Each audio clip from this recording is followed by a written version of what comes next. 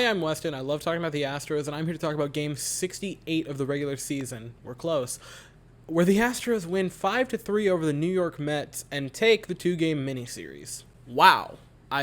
I'm kind of stunned, if I'm being honest. The Astros, to start this 9-game stretch of hell, sweep the two-game series against the Mets to begin it. And I'm blown away with how good they've looked so far. I mean, great start today. Yeah, the offense kind of fell off after the first inning, but still an impressive series to get it started here. Anyway, the entire game was pretty much the first inning, so let's get started with that. Jose Altuve draws a leadoff walk. He is just back as good as ever. I can't get over how good he is this season. Michael Brantley then hits a double, and Jose Altuve was flying on that. He comes all the way around to score. It's 1-0 Houston. Alex Bregman launches one into the Crawford boxes. Dare I say Breggy might be back. He's feeling it, and he's looking pretty solid. So he homers. It's 3-0 Houston, and then Yordan Alvarez, 113 off the bat, a missile. And I want to say it only had a 21-degree launch angle. So this was a bullet by Yordan Alvarez to get it out. And all of a sudden, it's 4-0 Houston before the Mets have recorded an out. And we also got to see the Yordan and Bregman back-to-back celly, which is probably my favorite one. In the third inning, Yordan Alvarez, again, nearly identical, 114 off the bat this time, a 23-degree launch angle, just a bullet into the stands, and it's 5-0 Houston. Yordan Alvarez, and I am not exaggerating, at least this season, is the best hitter on the face of the earth. It's not bias, it's not homerism, it's cold, hard facts. You can look at WRC+. I want to say he has like a 13-point lead over Paul Goldschmidt for WRC+, league-wide. It's expected batting average. He has like a 30-point lead over Tim Anderson. It's expected WOBA that I want to say he has like a 30-point lead over Aaron Judge. It's expected slugging where I think he's either one or a very, very, very close second to Aaron Judge. It's everything. It's the power, the hard hit percentage. It's his plate discipline. I want to say he's top 5 in just on base percentage this season. Like, he's incredibly disciplined. He's drawing walks, and he's hitting for crazy power like this. And I know it's early. It's so early in his career. But man, he could go down as the best hitter in Astros history. He is absolutely on another level.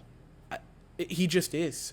And it's everything. It's the power, it's the contact, it's the plate discipline, it's the plate approach. I didn't notice it till today, but you guys watch him? He just stands in the box. He doesn't move, he doesn't reset, he just waits like the freaking Terminator until the pitcher decides to be brave enough to hurl another pitch over the plate, and he's probably going to homer that one out too. It's an uphill battle because he doesn't play the field that much, and when he does, it's just sort of league average defense, but man, oh man, he has a shot at the MVP this season. And it was quiet for a while until the 6th inning.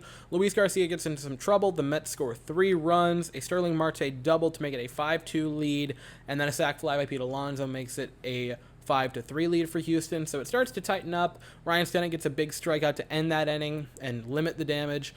3 runs on the docket for Luis Garcia, and I'm very conflicted on how I thought he did today. Gave up quite a few hard hit balls.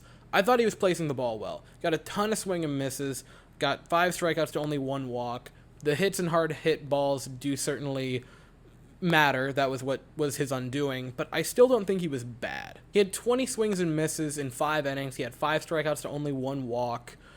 He gave up a lot of hard hit balls, so he was leaving it over the plate sometimes a little bit too much, and that would be, the only flaw with this game, but I don't think he was bad by any means. Ryan Stennett would come in the 6th inning to relieve Luis Garcia. He would give up a walk and a base hit, and obviously the sac fly to Pete Alonso, but that run was charged to Garcia. But the big strikeout to end the inning, and the Astros get out of it with a bit of damage, but still have the lead, so it worked out overall. After that, Hector Neris would come in the 7th inning. He looked solid, clean inning of work, got a strikeout in it.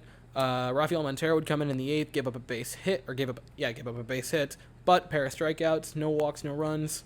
You can live with it. And Ryan Presley looked pretty darn great in the 9th inning. Would give up a good hot shot to Brendan Nimmo for the last out of the game, but Jose Altuve, a beautiful snare with the glove.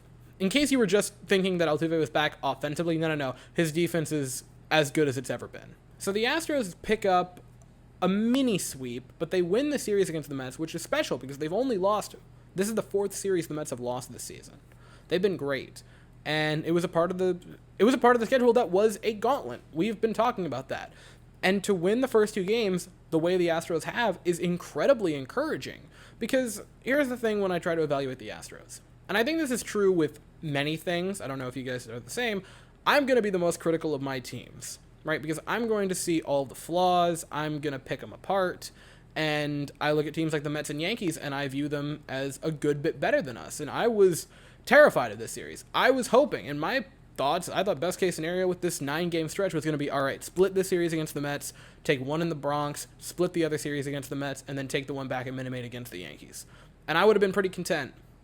The fact that they won both of these against the Mets pretty convincingly, it bodes well for the Astros. But that is the Mets in your house. Now is when the real trouble starts. 4 games in the Bronx facing down the Yankees. The toast of Major League Baseball, looking nearly unstoppable. A team WRC plus of over 120. And a great pitching staff to boot.